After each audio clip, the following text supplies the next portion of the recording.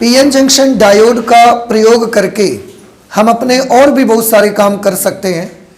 इसलिए आज हम लोग जो पढ़ाई करेंगे वो होगा पीएन जंक्शन डायोड के एप्लीकेशंस। पीएन संधि डायोड के अनुप्रयोग क्या हैं, तो आप हिंदी में लिख सकते हैं पीएन संधि डायोड के अनुप्रयोग। मतलब ये पीएन संधि डायोड का यूज करके हम क्या क्या कर सकते हैं, इस आर्टिकल में हम लोगों को ये वाली बात पढ़नी है। तो आज हमने पहले से हेडिंग डाल के रखी है applications of PN junction diode, और सबसे पहला लिखा गया है, बहुत सारे एप्लीकेशन है पीएन जंक्शन डायोड के, उनमें से एक एप्लीकेशन सबसे पहला जो हमको पढ़ना है वो है PN junction diode as a rectifier. PN संधि डायोड एक दिष्टकारी के रूप में, ठीक है, लिख सकते हैं आप इसे, पीएन संधि डायोड एक दिष्टकारी के रूप में, एज अ रेक्टिफायर, ठीक है। देखिए, तो पीएन जंक्शन डायोड एक रेक्टिफायर की तरह काम करता है। अब सबसे पहले समझने की जरूरत यह है कि आखिरकार रेक्टिफायर होता क्या है, दिष्टकारी हम बोलते किसको हैं, ठीक है।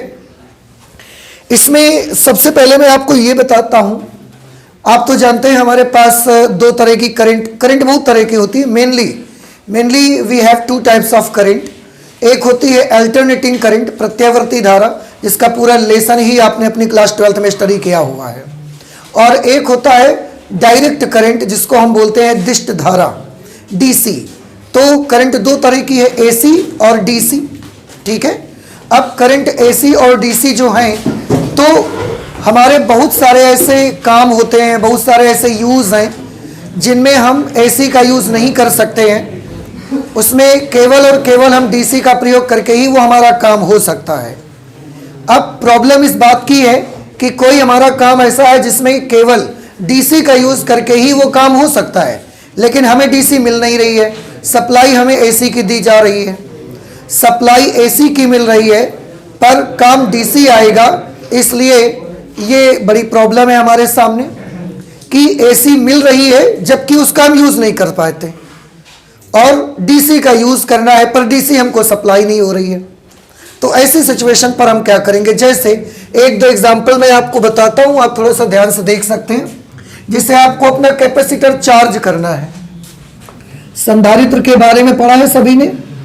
कैपेसिटर में दो ऐसे समांतर प्लेट रहती हैं। अब इस कैपेसिटर को हमको चार्ज करना है, तो जब इस कैपेसिटर को हम डीसी सोर्स से लगाते हैं, डीसी सोर्स डायरेक्ट करंट का सोर्स लगाते हैं, तो डायरेक्ट करंट में एक सिरा कैसा होता है, पॉजिटिव, और उसका दूसरा सिरा कैसा रहेगा, नेगेटिव।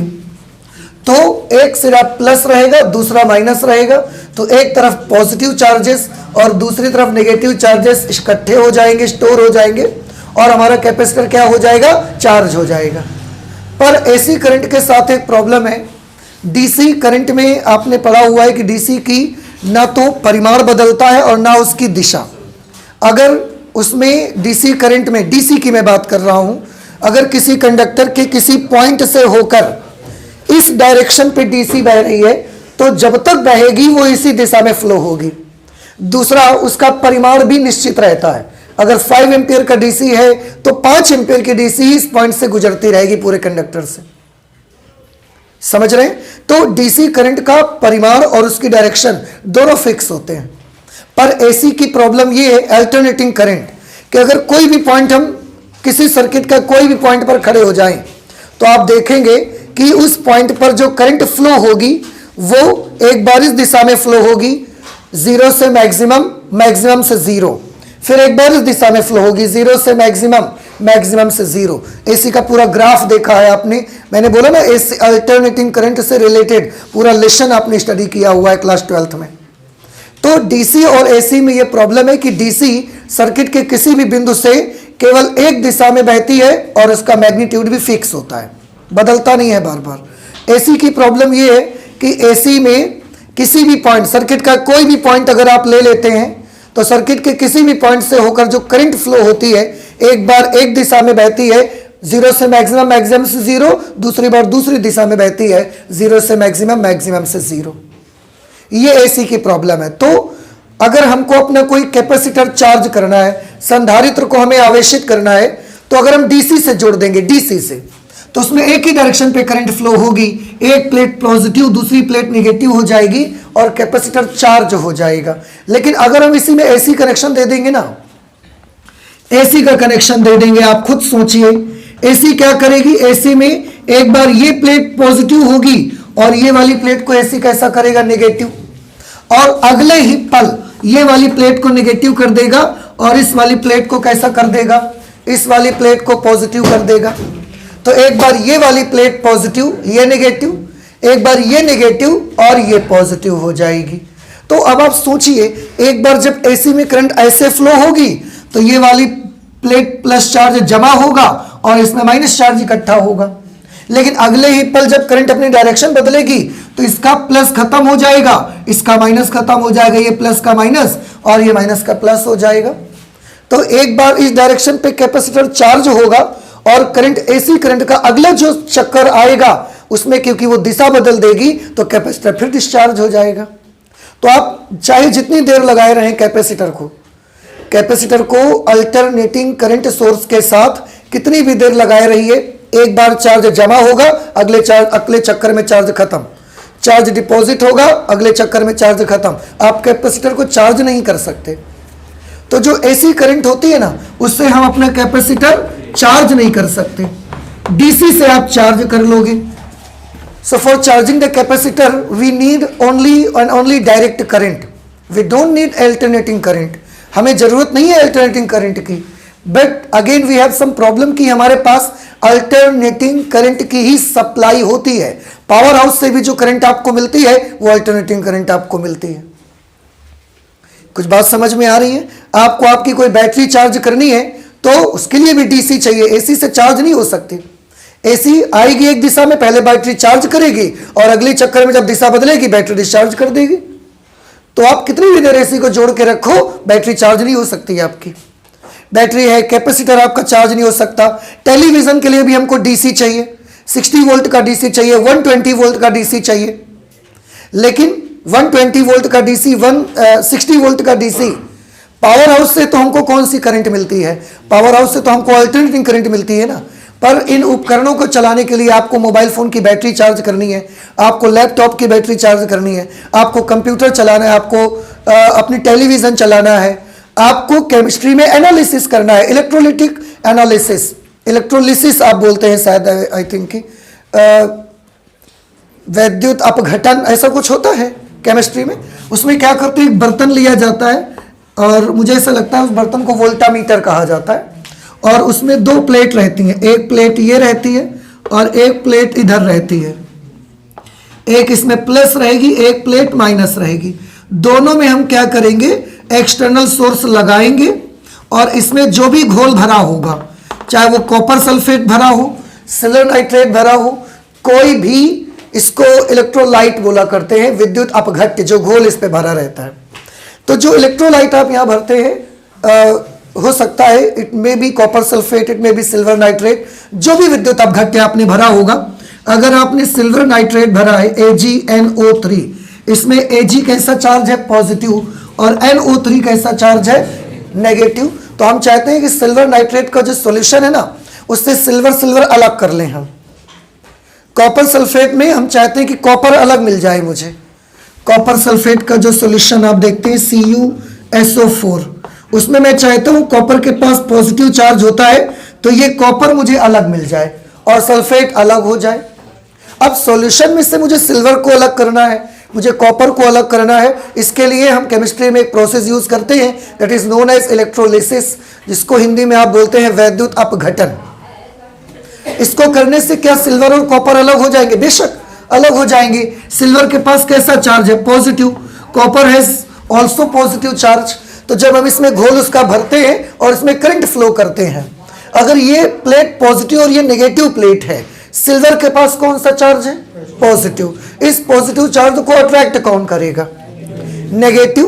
तो सिल्वर का जो पॉजिटिव चार्ज है उसको इस वोल्टामीटर की नेगेटिव प्लेट अपनी ओर क्या कर लेती है, आकर्षित कर लेती है।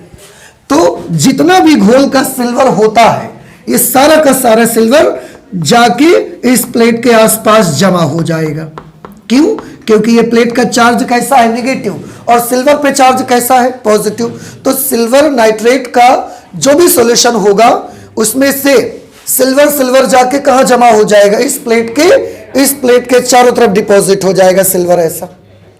और जब पूरा हम समझेंगे डिपॉजिट हो गया है, निकाल लेंगे और इसमें से उसको अलग कर लेंगे, सिल्वर अलग मिल जाएगा। Same process we use for copper sulphate solution. हम चाहें तो कॉपर सल्फेट सॉल्यूशन से अलग कर सकते हैं, उसको भी ऐसा करेंगे, इसमें भरेंगे, करंट को फ्लो करेंगे और जो पॉजिटिव प्लेट होगी उसके अगल बगल हमको कॉपर का मेटल मिल जाएगा, कॉपर धातु है वो मिल जाएगी मुझे। पर ये सब काम हम किसकी मदद से कर पाएंगे, डीसी के हेल्प से। We can't do all the things by using alternating current, नहीं कर सकते। क्यों? इसलिए नहीं कर सकते, एसी का सोर्स अगर आप इसमें कनेक्शन दे देंगे एसी का, तो वो क्या करेगा, वो एक बार इसको प्लस रखेगा, इसको क्या करेगा, माइनस। अगले ही पल जैसे ही उसका नेक्स्ट साइकिल आएगा या नेक्स्ट हाफ साइकिल आएगा, ऐसा एक चक्कर, पूरा एक चक्कर प्लस और दूसरा चक्कर कैसा होता है, एसी का माइनस। तो पहले हाफ साइकिल पे ये प्लस और ये माइनस रहेगा, जैसे ही अगला आधा वाला चक्कर आएगा ये माइनस हो जाएगा और ये कैसा हो जाएगा, प्लस। अब अंदर का तो सिल्वर कंफ्यूज हो जाएगा ना, थोड़ी देर तक ये माइनस रहा और ये प्लस रहा, तो सिल्वर इसकी तरफ भागा कि ये माइनस है, चलो उसके पास चलते। लेकिन इसका जैसे ही अगला वाला आधा चक्कर आया उसमें ये माइनस हो गया और ये प्लस हो गया, तो एक बार पूरा का पूरा सॉल्यूशन का जो सिल्वर है वो माइनस की तरफ ऐसे भागा। लेकिन जैसे ही भागा अब उसने देखा सामने वाली प्लेट प्लस हो गई, हमारे पीछे माइनस है, अब सिल्वर पीछे भागेगा। अब जैसे वो पीछे मुड़ के पीछे भागेगा फिर देखेगा ये वाली कैसी प्लेट हो गई, ये वाली प्लस हो गई, माइनस तो पीछे है हमारे, तो वो डिपॉजिट नहीं हो सकता।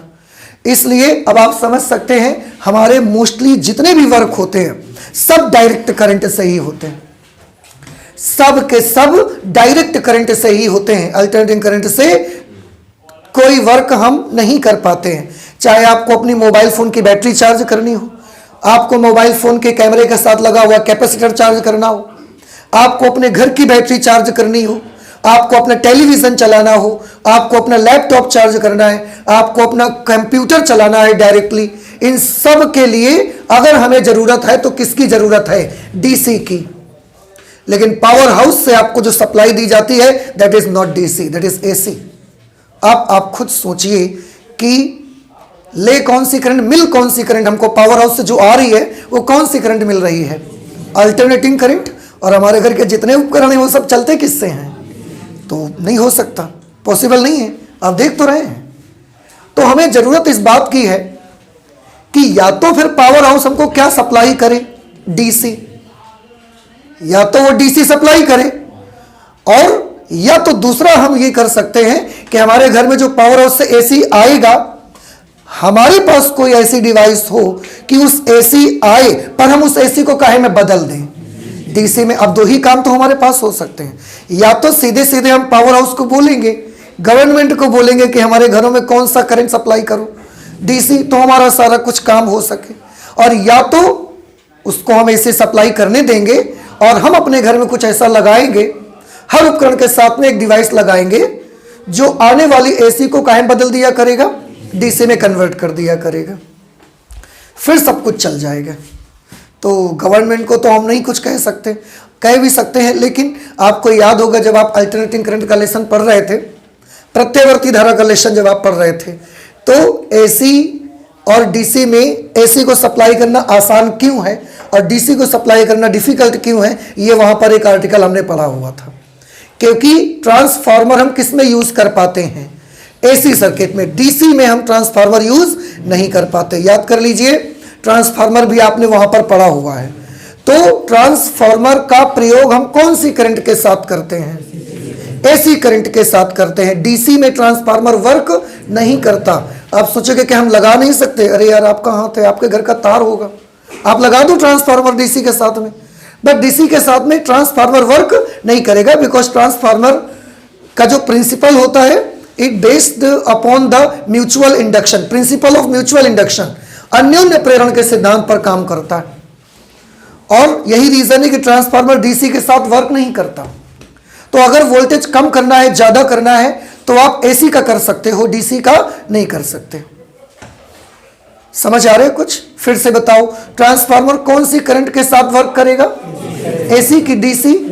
एसी करंट के साथ। डीसी के साथ ट्रांसफार्मर काम करेगा क्या? नहीं करेगा। तो ट्रांसफार्मर की मदद से हम वोल्टेज बहुत हाई कर देते हैं, जहां से भेजते हैं वोल्टेज हाई करके सप्लाई करते हैं, और यहां फिर एक ट्रांसफार्मर लगाते हैं अपनी लोकेलिटी में, और उस हाई वोल्टेज को लो में बदल देते हैं by using step down transformer, और वहां से स्टेप अप ट्रांसफार्मर से भेजा जाता है। सब कुछ बताया गया है, सब कुछ पढ़ चुके हैं। यहाँ फर्क इतना है कि काफी दिन हो गए हैं और आपने रिवाइज नहीं किया है, तो आप भूल जाते हैं धीरे धीरे, पर ये सब कुछ आपको बताया गया है। तो डीसी को उतनी दूर, ये लॉन्ग डिस्टेंस पे सप्लाई करना पॉसिबल नहीं है। अदरवाइज पावर हाउस को हम बोल भी देते कि भाई हमें एक एप्लीकेशन देते कि हमें एसी नहीं चाहिए, हमारे घर के सारे उपकरण किससे चलते हैं? डीसी से, तो हमें डीसी सप्लाई करें। But we know already that it is very difficult to supply DC for a long distance. एक लंबी दूरी तक डीसी को सप्लाई करना असंभव है, हो नहीं सकता।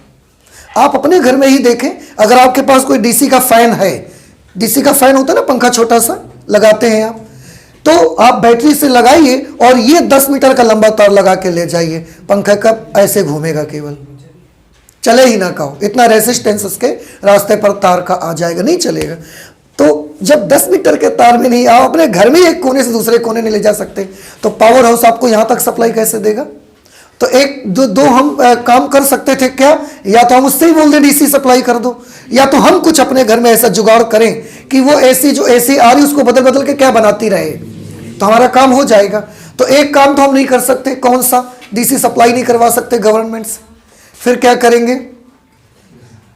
तो it is time to make one device, a device which can convert alternating current into DC current. फिर हम ऐसी डिवाइस बनाएंगे जो अल्टरनेटिंग करंट को डायरेक्ट करंट में क्या करे? बदले। और ऐसी एक डिवाइस हमने जब पीएन जंक्शन डायोड पढ़ा तो हमको मिली, ये कर सकता है। कुछ बात समझ आ रही हमारी आपको? कैसे करेगा? हाँ, अब एक चीज और, सबको समझ में आ गई इतनी सी पॉइंट कि हमारा मेन मकसद क्या है? अल्टरनेटिंग करंट को डायरेक्ट करंट में कन्वर्ट करना। We want to convert AC into DC. और आप जानते हैं इस प्रोसेस का हमने एक नाम रख दिया। हमने बोला कि एसी को डीसी में कन्वर्ट करने की जो प्रक्रिया है ना, इसको हम बोला करेंगे दिष्टकरण। ध्यान से सुनिएगा, एसी को डीसी में बदलने की प्रक्रिया क्या कहलाएगी? तो दिष्टकरण क्या होता है? प्रत्यावर्ती धारा को दिष्ट धारा में बदलने की प्रक्रिया दिष्टकरण कहलाती है।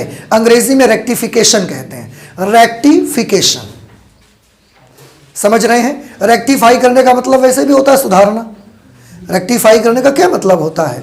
सुधारना, अपने काम लायक, उसको यूजफुल बनाना।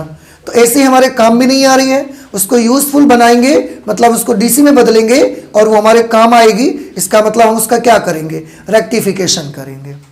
आप कोई गलती करते हैं, फिर टीचर उसका क्या करते हैं? रेक्टिफिकेशन करते हैं, आपकी गलती को ठीक करते हैं। तो रेक्टिफिकेशन का मतलब है, यहां पर रेक्टिफिकेशन का क्या मतलब है? यहां पर रेक्टिफिकेशन का मतलब है जो करंट हमको मिल रही है उसको यूजफुल बनाना। तो एसी मिल रही है, यूजफुल कब बनेगी? जब वो डीसी में बदल जाएगी, तो एसी को डीसी में बदलना। तो अगर कोई पूछता है कि दिष्टकरण क्या होता है, तो आप बता सकते हैं दिष्टकरण एक ऐसी प्रक्रिया है जिसमें प्रत्यावर्ती धारा को दिष्ट धारा में बदला जाता है। और जो डिवाइस ये काम करेगी ना, जो डिवाइस ये काम करेगी, आप कर लो आप, हम कर ले तो हम, कोई भी जो डिवाइस ये काम करेगी ना, उस डिवाइस का नाम हम रखेंगे दिष्टकारी। क्या बोलेंगे इसको? दिष्टकारी बोला करेंगे, रेक्टिफायर। समझ में आया? तो एसी को डीसी में बदलने का प्रोसेस नाम बताओ। दिष्टकारी की दिष्टकरण? दिष्टकारी, दिष्टकरण। और एसी को जो डीसी में बदलेगा वो क्या होगा? उसका नाम हम रखेंगे दिष्टकारी। वो जो कर देगा, अगर ये चौक ने वो काम कर दिया तो मैं चौक को बोलूंगा कि ये दिष्टकारी है, ये रेक्टिफायर है। समझ आ गया आपको? तो ये जरूरत है मुझे एसी को डीसी में बदलने की। आपके घर का मोस्टली जितने भी उपकरण हैं कोई एसी में वर्क नहीं करेगा, सब डीसी में वर्क करते हैं। तो सबके साथ एक एक डिस्टकारी हमको चाहिए, सबके साथ एक एक रेक्टिफायर हमको चाहिए। आपने देखा नहीं पर सबके साथ लगा रहता है एक एक, आपके टेलीविज़न के साथ में, आपके मोबाइल फ़ोन के साथ में, सबके भीतर एक एक डिवाइस लगा रहेगा। देखते हैं, मैंने कुछ लिखा भी है यहाँ पर इसके बारे में। इसमें क्या लिखा गया इसको पढ़ते हैं। सबसे पहले मैंने लिखा applications of PN junction diode.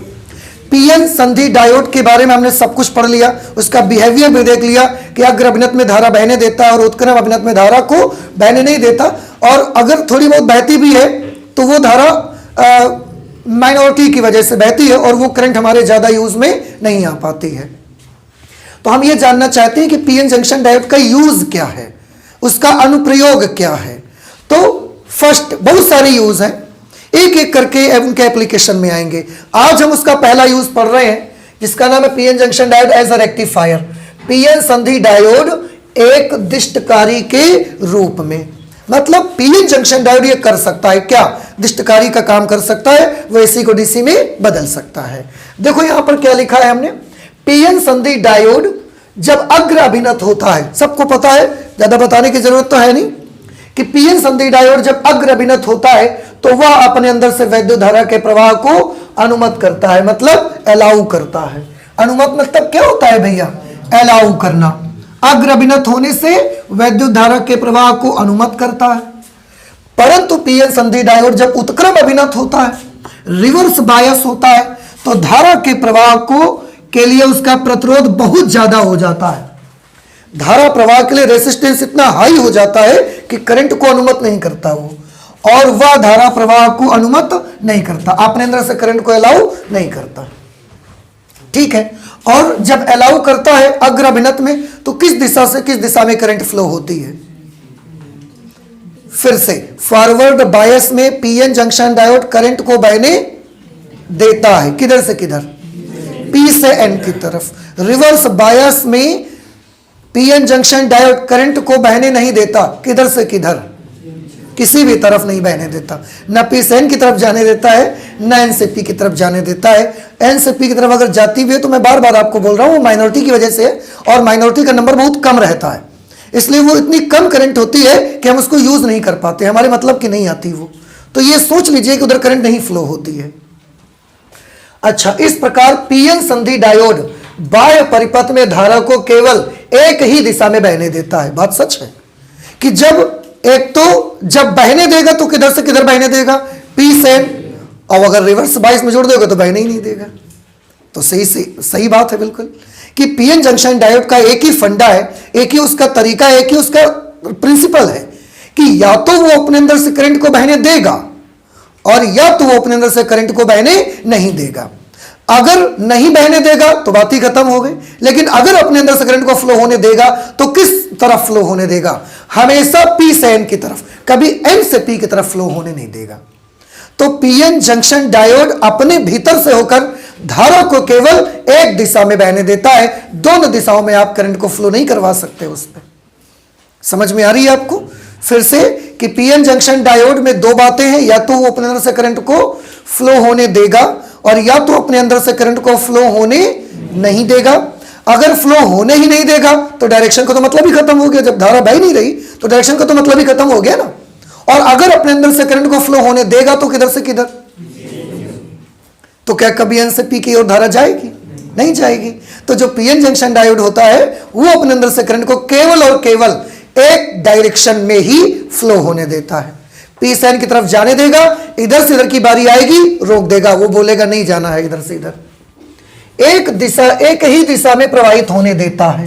अतः यदि किसी पीएन संधि डायोड के सिरों के बीच कोई भी पीएन जंक्शन हम ले लें, उसके दोनों सिरों के बीच हम प्रत्यावर्ती सोर्स लगा दें, एसी वोल्टेज लगाएं, तो वह उसे दिष्ट वोल्टेज में परिवर्तित कर देता है। एसी किस तरफ बहती है, तो आंसर है एसी तो दोनों दिशाओं में बहती है, इधर भी बहती है इधर भी बहती है, दोनों डायरेक्शन पे।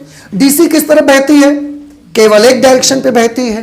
तो डायोड तो ये कर सकता है। डायोड को अगर हम दे भी देंगे ना दोनों साइड की बहने वाली करंट, मतलब कौन सी, एसी, तो भी वो अपने अंदर से क्या करेगा, धारा को केवल एक ही दिशा में बहने देगा। इसका मतलब है दोनों दिशाओं में बहने वाली करंट अर्थात प्रत्यावर्ती धारा अगर आप जंक्शन डायोड को दे भी देंगे तो भी वो उस धारा को केवल एक ही दिशा में बहने देगा, अर्थात वो उसे काहे में बदल देगा, दिष्ट धारा में बदल देगा, डीसी में कन्वर्ट कर देगा। एसी वोल्टेज को डीसी वोल्टेज में परिवर्तित करने की जो क्रिया है ना, इसको दिष्टकरण, रेक्टिफिकेशन कहा जाता है। तो एसी वोल्टेज को डीसी वोल्टेज में परिवर्तित करने की क्रिया दिष्टकरण अर्थात रेक्टिफिकेशन कहलाती है। और जो डिवाइस ये काम करती है उसे दिष्टकारी कहते हैं, रेक्टिफायर कहा जाता है। तो रेक्टिफिकेशन और rectifier, rectification is a process while rectifier is a device. वो डिवाइस होगी जो एसी को डीसी में बदलेगी, वो रेक्टिफायर होगी। और एसी को डीसी में बदलने की जो प्रक्रिया है ना, उसको हम रेक्टिफिकेशन बोलेंगे, दिष्टकरण बोलेंगे। कहां पर पहुंच गए, कहा जाता है अतः पीएन जंक्शन डायोड एक दिष्टकारी की भांति प्रयुक्त हो सकता है कि हम तो इसको दोनों दिशाओं की धारा देंगे, पर यह इतना ईमानदार है कि ये उस धारा को लेगा पर उसको बहाएगा कितनी तरफ, एक दिशा में ही केवल आगे जाने देगा, दोनों दिशा में वो जाने नहीं देगा। ठीक है, तो पीएन जंक्शन डायोड को हम दिष्टकारी की तरह यूज कर सकते हैं। दिष्टकारी की भांति पीएन जंक्शन डायोड दो तरह से प्रयुक्त किया जा सकता है। अब दिष्टकारी में जब हम यूज करने गए तो हमने देखा कि जो पीएन जंक्शन डायोड है ये रेक्टिफायर की तरह यूज होता है, पर दो तरह से हम इसका यूज कर सकते हैं एज अ रेक्टिफायर। एक तरह से जब हम इसको यूज करते हैं तो हम उसको बोलते हैं अर्ध तरंग दिष्टकारी के रूप में, और दूसरी तरह से जब हम इसको यूज करते हैं तो हम बोलते हैं पूर्ण तरंग दिष्टकारी के रूप में। इसका मीनिंग क्या है अभी आपको समझ में आ जाएगा जब हम बताएंगे। ये सबसे पहले इसमें हम पढ़ने वाले हैं अर्ध तरंग दिष्टकारी के रूप में। तो आपकी नेक्स्ट जो हेडिंग रहेगी वो रहेगी पीएन संधि डायोड अर्ध तरंग दिष्टकारी के रूप में। ठीक है, चलिए लिखें जल्दी से, पीएन संधि डायोड अर्ध तरंग दिष्टकारी के रूप में। पीएन संधि डायोड अर्ध तरंग दिष्टकारी के रूप में।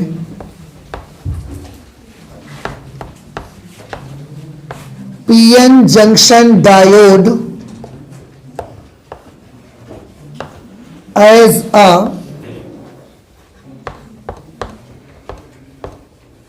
Half wave rectifier. PN junction diode as a half wave rectifier. PN संधि डायोड अर्ध तरंग दिष्टकारी के रूप में। क्यों कहते हैं हम इसको अर्ध तरंग दिष्टकारी के रूप में, और इसे जब यूज करेंगे तो हम कैसे यूज करेंगे, ये हम समझना चाहते हैं। तो हमको क्या करना है, एसी को डीसी में बदलना है, ठीक है ना। और मदद किसकी लेनी है, पीएन जंक्शन डायोड की मदद से हम ये काम करेंगे। तो हमको क्या क्या चाहिए, मेन तो तीन पार्ट हो गए ना। फिर तो हमें एक हमको चाहिए एसी करंट चाहिए, हमको एक तरफ से आए, उसके बीच में हम अपना क्या लगा देंगे, जंक्शन डायोड लगा देंगे। और दूसरा वो चीज चाहिए जहां तुम्हें डीसी चाहिए, एक तरफ से पावर हाउस चाहिए हमको जहां से एसी आएगा, उसके बीच में जंक्शन डायोड लगा देंगे। और डीसी में बनाओगे तो कहीं यूज करोगे कि नहीं करोगे, मोबाइल चार्ज करोगे, पंखा चलाओगे, टेलीविजन चलाओगे, लैपटॉप चार्ज करोगे, कुछ करोगे, उस तरफ हमको वो डिवाइस चाहिए, ठीक है ना। तो सबसे पहले कनेक्शन देखिए कि कनेक्शन कैसे करते हैं। ये कनेक्शन इसमें ना बहुत इंपॉर्टेंट रहते हैं और आसान बहुत है। आप जनरली सोचिए कि आप कनेक्शन कैसे करेंगे। जैसे नॉर्मली आप घरों के कनेक्शन करते हैं, आपको एक बोर्ड से लगा के बल्ब जलाना है तो एक तार में प्लग लगाया, ये कर दिया, एक तरफ होल्डर लगा के बल्ब लगा दिया, और जैसे ही स्विच ऑन करेंगे बल्ब जल पड़ेगा। तो सिंपल ऐसे ही कनेक्शन यहाँ पर रहते हैं, बस क्या कहाँ जोड़ना है ये थोड़ा सा आपको दिमाग में रखना पड़ता है। और अगर आप उसको अच्छे से समझोगे ना तो आपको रटना नहीं है, वो सब आपको समझ में आएगा कि हमने क्यों किया है ऐसा। ठीक है, तो एक तरफ से कौन आएगा, पहले एसी आ रही है पावर हाउस से, एसी सप्लाई हमको हो रही है। यहां से हम एसी सप्लाई कर लेते हैं।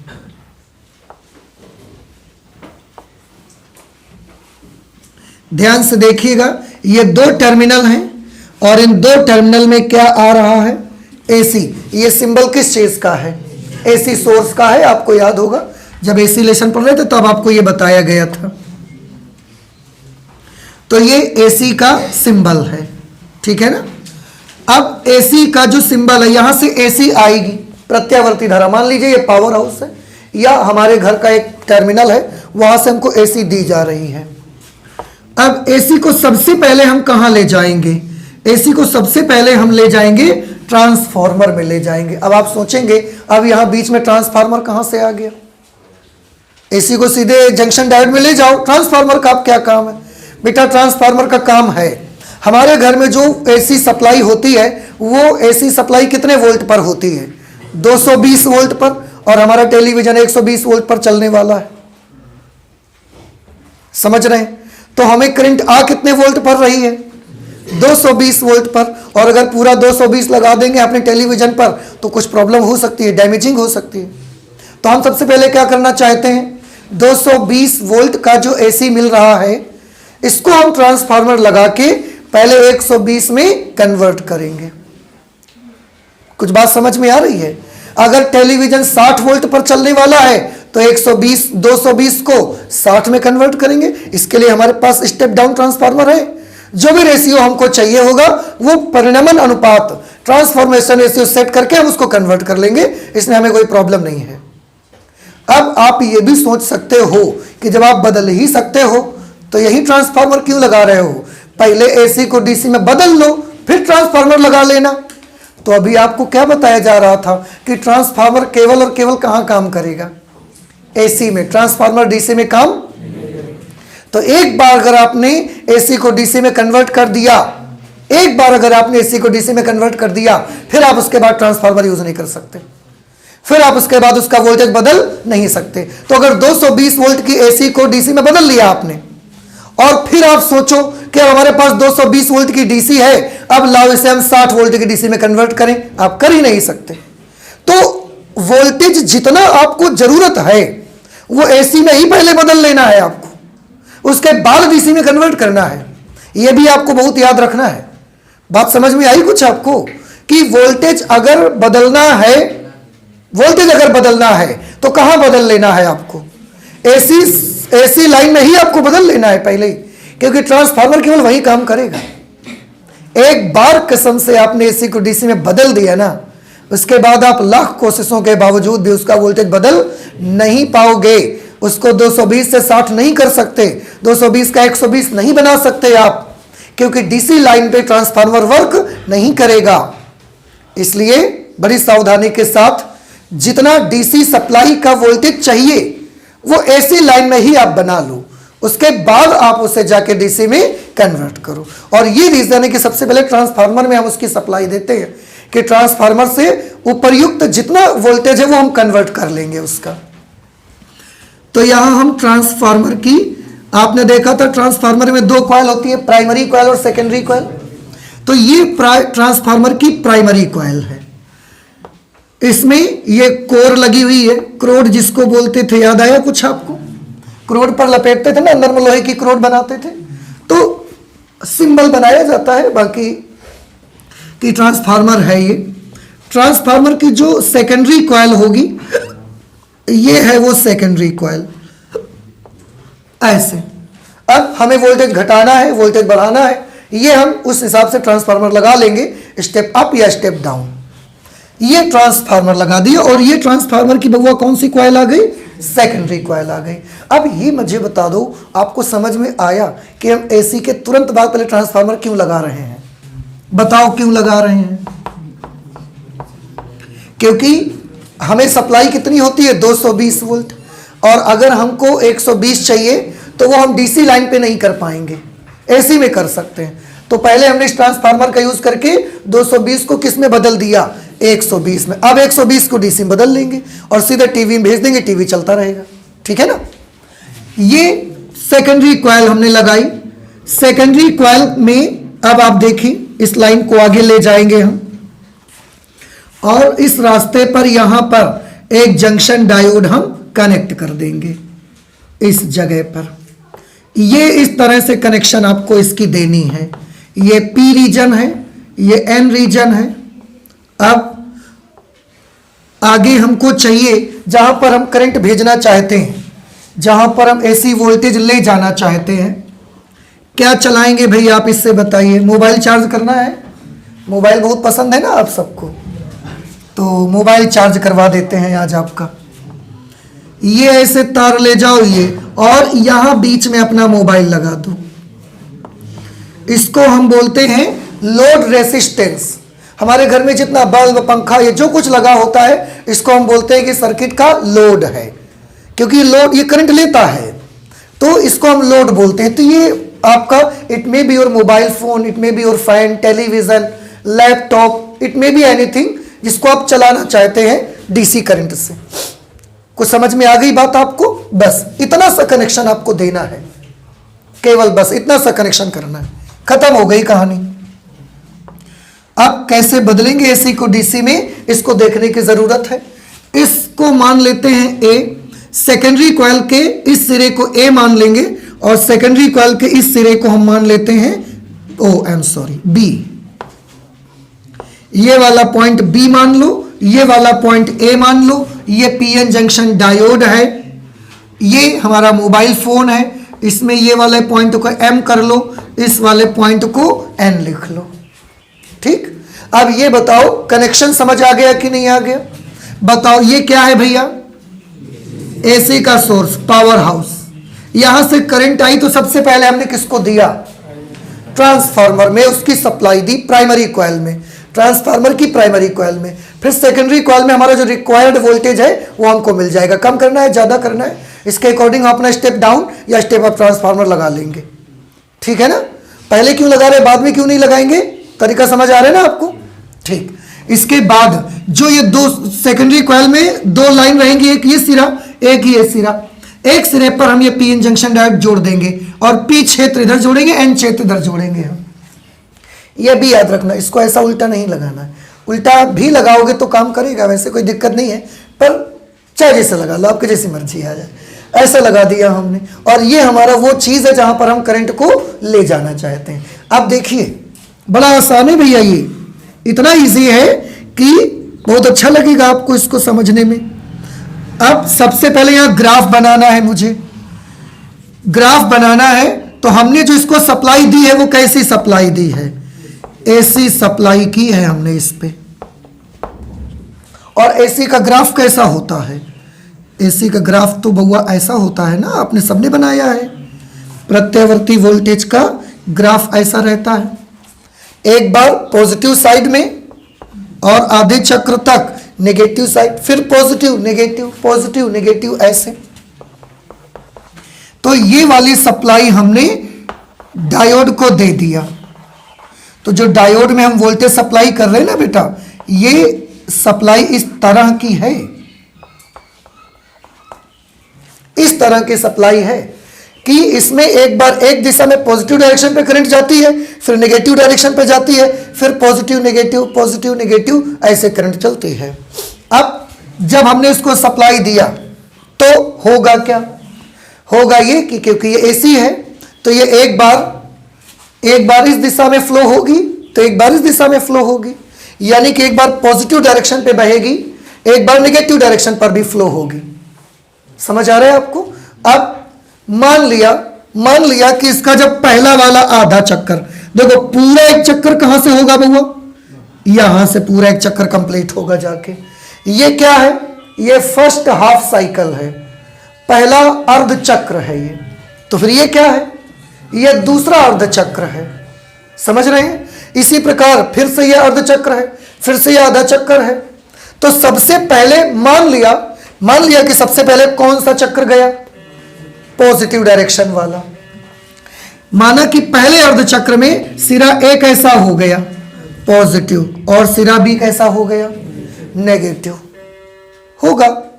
तो जब फर्स्ट हाफ साइकिल आई तो हमने मान लिया कि ट्रांसफार्मर की द्वितीयक कुंडली का सिरा ए धनात्मक और सिरा बी कैसा हो गया?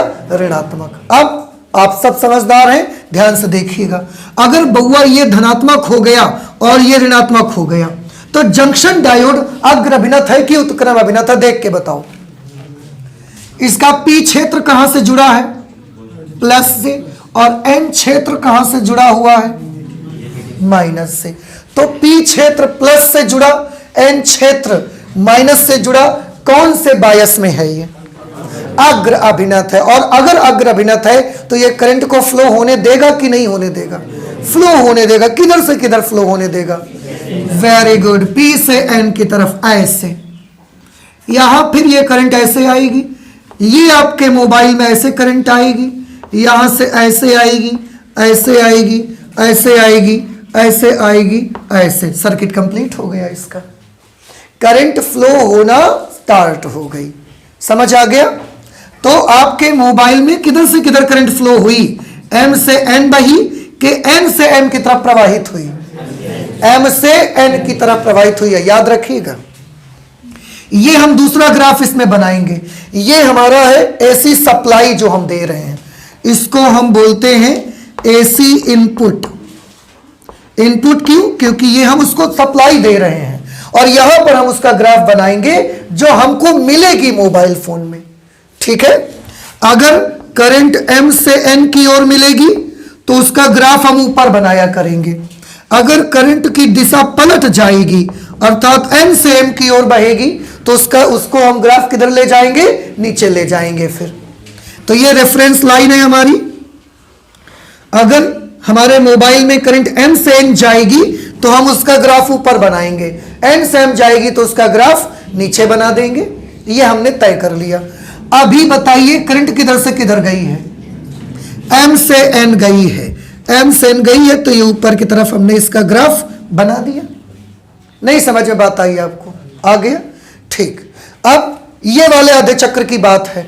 अब अगला आधा चक्कर आ गया, तब तक तो बड़ी जल्दी जल्दी होगा। अगला आधा चक्कर जैसे ही आया तो जैसे ही नेक्स्ट हाफ साइकिल आएगी, उस नेक्स्ट हाफ साइकिल में करंट की दिशा क्या हो जाएगी? बदल। अगर बदल जाएगी तो सिरा बी कैसा हो जाएगा? पॉजिटिव। और सिरा ए कैसा हो जाएगा? नेगेटिव। अगर सिरा द्वितीय कुंडली का सिरा ए नेगेटिव और सिरा बी पॉजिटिव हो गया, अब हमारा जंक्शन डायोड फॉरवर्ड बायस रहा या रिवर्स बायस हो गया? रिवर्स बायस हो गया। आपने देखा सही से?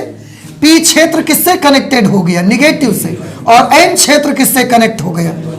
सो पी क्षेत्र जो पी रीजन है वो नेगेटिव टर्मिनल से कनेक्ट हो गया और एन रीजन में पॉजिटिव कनेक्शन आ गई। तो अब ये हमारा डायोड कैसा हो गया? Reverse bias. और रिवर्स बायस में करंट को ये फ्लो होने देगा या नहीं फ्लो होने देगा? फ्लो ही नहीं होने देगा तो करंट बहेगी ही नहीं उतनी देर तक। उतनी देर तक करंट फ्लो ही नहीं होगी। तो बताइए एम से एन की तरफ जाएगी करंट कि एन से एम की तरफ जाएगी? जब करंट फ्लो ही नहीं हो रही है तो एम से एन और एन से एम का कोई बवाल ही पैदा नहीं हो रहा है। फिर तो इसका मतलब ये ग्राफ कैसा बनाए? फिर करंट अगर एम से एन जाती तो ग्राफ ऊपर बनाते, करंट एन से एम रहती तो ग्राफ नीचे बनाते, लेकिन करंट तो फ्लो ही नहीं होती देर तक। तो हम ग्राफ को कैसा बना देंगे? हम ग्राफ को ऐसा ले जाएंगे। ना तो हम ऊपर की तरफ ग्राफ बनाएंगे और ना नीचे की तरफ हम बनाएंगे। चली ही नहीं करंट उतनी देर तक। हमारे सर्किट में करंट जीरो रही उतनी देर तक, बल्ब नहीं जला उतनी देर तक, मोबाइल चार्ज नहीं हुआ है। ये हुआ है। समझ आ गया? फिर ये वाला कंप्लीट हो गया। फिर नेक्स्ट हाफ साइकिल आ गया। तब तक जैसे ये वाला हाफ साइकिल आया फिर से सिरा ए कैसा हो गया? पॉजिटिव। और सिरा बी कैसा हो गया?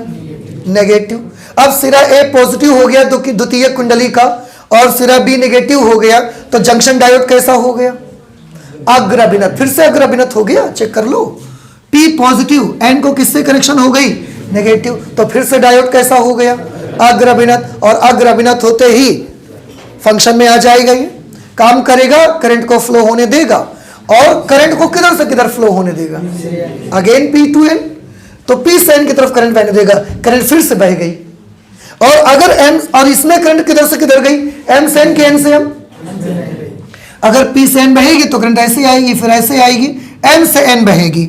इस बार करंट फ्लो हुई तो ये ग्राफ हम बनाएंगे ऐसा, क्योंकि एम से एन करंट फ्लो हो रही है, एन से एम करंट फ्लो नहीं हो रही है। समझ आ रहा है आपको? ठीक। अब ये वाले हाफ साइकिल के बाद ये वाला आधा चक्कर आएगा। फिर तो बेटा जब ये वाला अर्ध चक्र आएगा तो फिर इसकी जो पोलैरिटी है वो चेंज हो जाएगी। पोलैरिटी चेंज हो जाएगी मतलब बी कैसा हो जाएगा? प्लस। और ए कैसा हो जाएगा। अब जैसे ही ए माइनस हुआ, बी प्लस हुआ, जंक्शन डायोड कैसा हुआ, रिवर्स बायस, उत्क्रम अभिनय। जंक्शन डायोड के रिवर्स बायस होते ही सर्किट में करंट फ्लो होगी, तो किधर से किधर होगी या नहीं होगी? आंसर है होगी ही नहीं उतनी देर तक। तो हम किसी भी दिशा में बना नहीं सकते उसको, मुझे इसके साथ साथ ग्राफ को चलाना पड़ेगा। उतनी देर तक करंट बह ही नहीं रही है। समझ आ गया आपको? फिर अगले आधे चक्र, अब ये वाला आधा चक्र आ गया फिर से। अब ये वाला आया तो द्वितीय जो ट्रांसफार्मर है उसकी सेकेंडरी कॉइल के दोनों सिरों की पोलैरिटी फिर से बदल गई। ये वाला प्लस हो गया और ये कैसा हो गया, माइनस हो गया। फिर से डायोड कैसा हो गया, अग्रभिनत। और अग्रभिनत में धारा को बहने देगा कि नहीं बहने देगा? बहने देगा। किधर से किधर?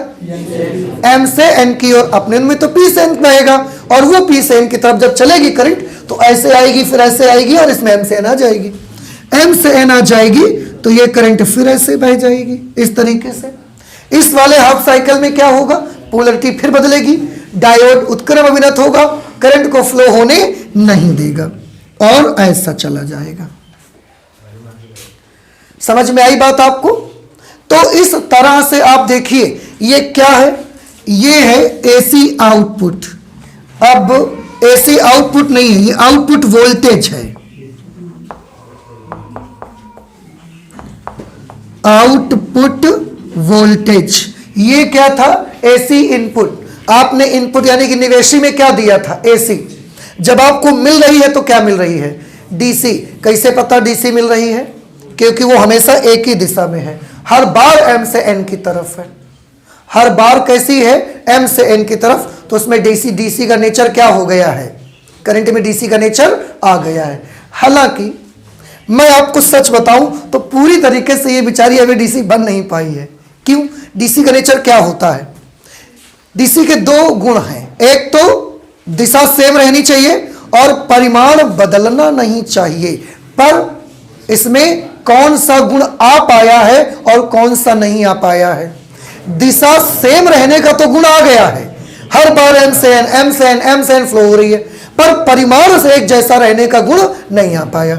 अभी भी ये जीरो से मैक्सिमम, मैक्सिमम से जीरो, जीरो से मैक्सिमम, मैक्सिमम से जीरो ये होती है। लेकिन डीसी का नेचर थोड़ा थोड़ा इसमें क्या हो गया, आ गया। तो हम भी समझ गए कि लेकिन अभी भी ये पूरी तरीके से डीसी में कन्वर्जन हो नहीं पाया है। समझ में आया? और एक चीज देखिए, जो आप देते हो एसी वो कैसी है, एक चक्कर, दो चक्कर, तीन चक्कर। एसी की जो वेव बनी हुई है, जो इसकी तरंग बनी हुई है, वो तरंग पूरी आप दे रहे हो, पर ये आपको पूरी नहीं दे रहा है। ये तो आपको एक चक्कर यहां से होता है एक तरंग, ये उसकी केवल आधी तरंग का दिष्टकरण कर पाता है। फिर आधी तरंग का दिष्टकरण हो पाया, फिर आधी तरंग का दिष्टकरण हो पाया। तो हमने जो अभी पीएन जंक्शन फिलहाल लगाया है, दे तो हम इसको पूरी सप्लाई रहे हैं एसी की, लेकिन ये हमको जब वापस करके देता है ना डीसी में बदल के, तो ये पूरी वेव का रेक्टिफिकेशन नहीं कर पाता है। ये केवल कितनी तरंग को दिष्टकरण कर देता है, आधी तरंग का दिष्टकरण ही कर पाता है। और यही रीजन है कि इसका नाम रखा गया था अर्ध तरंग दिष्टकारी। PN junction diode as a half wave rectifier. देते हम पूरी वेव है इसको, पर ये उसमें से केवल आधी वेव का ही रेक्टिफिकेशन कर पाता है, पूरी वेव का रेक्टिफिकेशन नहीं कर पाता अभी ये। इसलिए हमने इसका नाम रखा कि हाफ वेव रेक्टिफायर। और आप जानते हैं यही सब रीजन है कि इसका हम यूज नहीं करते, इसका हम यूज नहीं करते। तो क्यों आपने सब किया फिर आज? इसलिए क्योंकि यूज नहीं करते हैं, लेकिन इससे हमको एक सिद्धांत मिलता है, इससे हमको एक प्रिंसिपल मिलता है कि हम जब चाहें एसी के नेगेटिव साइड वाले करंट को हम क्या करवा सकते हैं, ब्लॉक करवा सकते हैं, उसको रोक सकते हैं। हमको ये प्रिंसिपल मिलता है। समझ में आया? तो भले हम इसको यूज क्यों नहीं करते, क्योंकि ये हमारी बहुत सारी एनर्जी खराब कर देता है, बर्बाद कर देता है। क्यों? देते तो हम पूरी वेव है, पर ये रेक्टिफिकेशन किसका करता है, केवल आधी तरंग का।